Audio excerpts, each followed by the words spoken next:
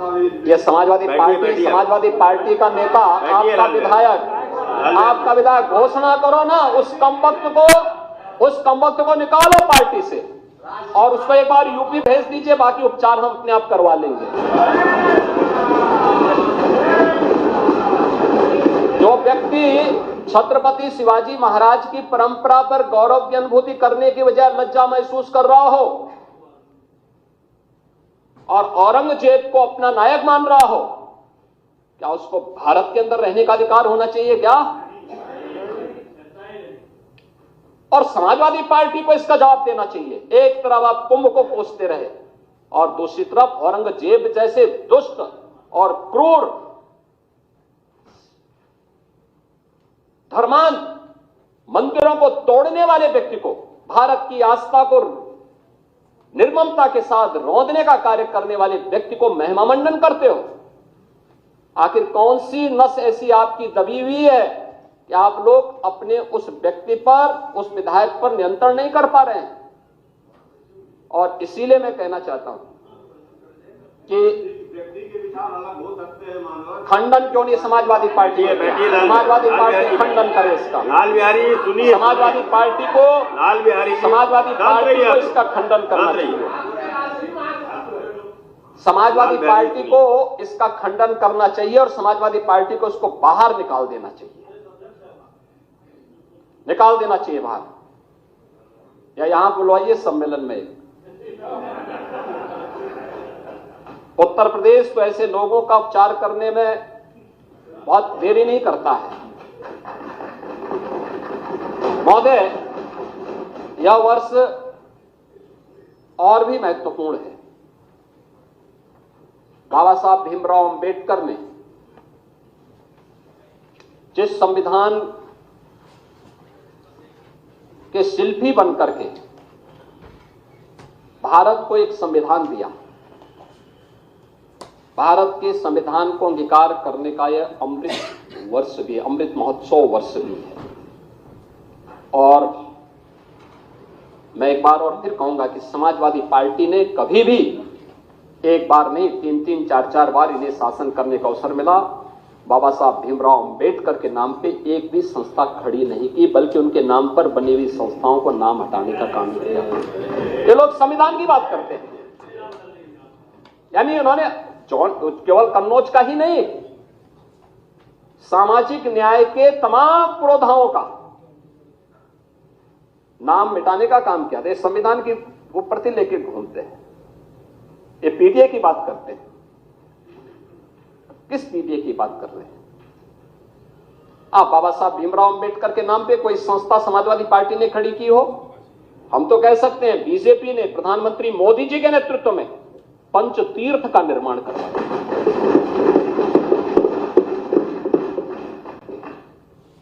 लखनऊ में double engine की भाजपा की सरकार बाबा साहब भीमराव अंबेडकर का अंतर्राष्ट्रीय स्मारक और सांस्कृतिक केंद्र का निर्माण कर रही है।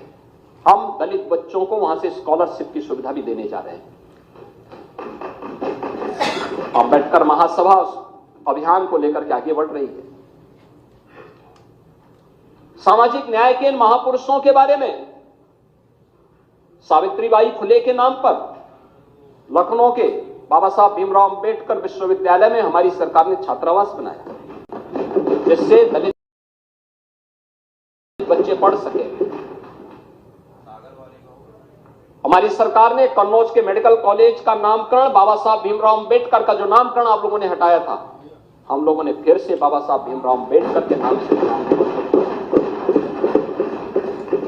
और इस बार के बजट में भी हम लोगों ने सामाजिक न्याय से जुड़े हुए इन सभी पुरोधाओं का सम्मान किया।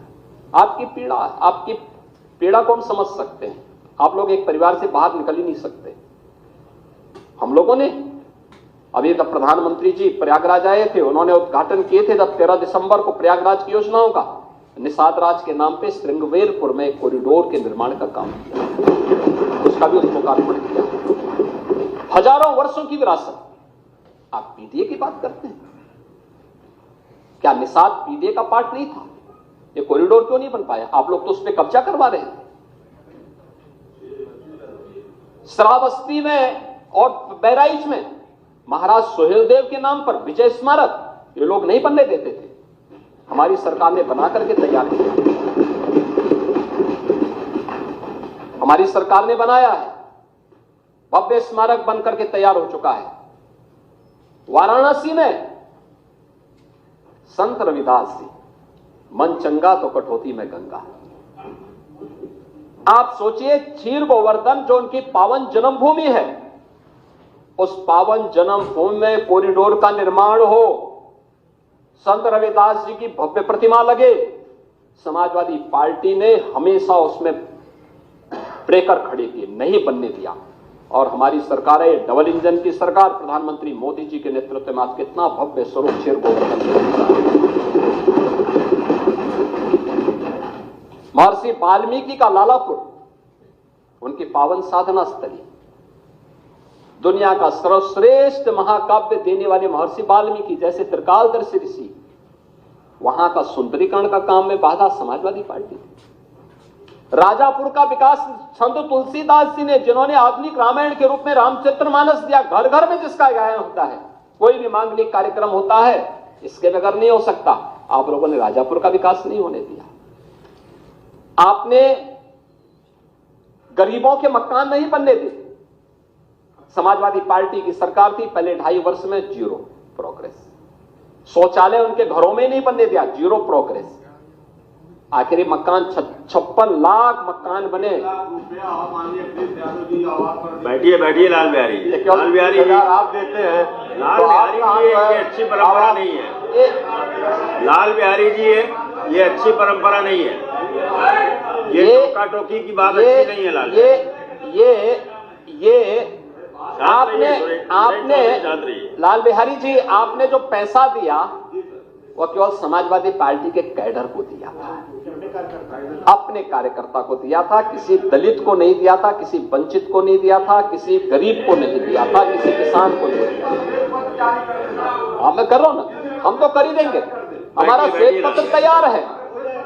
लेकिन हम जानते हैं कि आपके कारनामे ऐसे हैं, कि आप लोगों को आना ही नहीं है, तो काहे आप लोगों को हाईलाइट कर रहे हैं।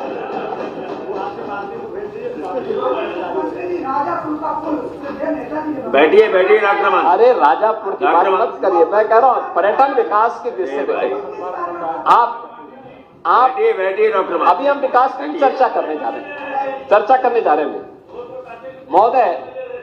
ये कभी भी नहीं चाहते, और यह वर्ष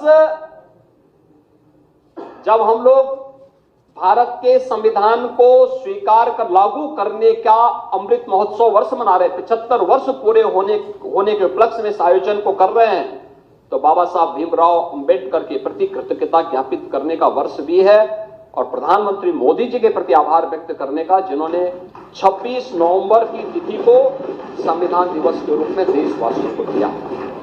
हर वर्ष आयोजन हो रहे हैं, और इसीलिए इस आयोजन के प्रति सरकार की प्रतिबद्धता, सरकार ने तय किया है कि अनुसूचित जाति जनजाति के छात्रों के लिए जो भी छात्रावास बनेंगे, बाबा साहब भीमराव अंबेडकर के नाम पर ही हर जनपद में हम बनाने का काम करेंगे।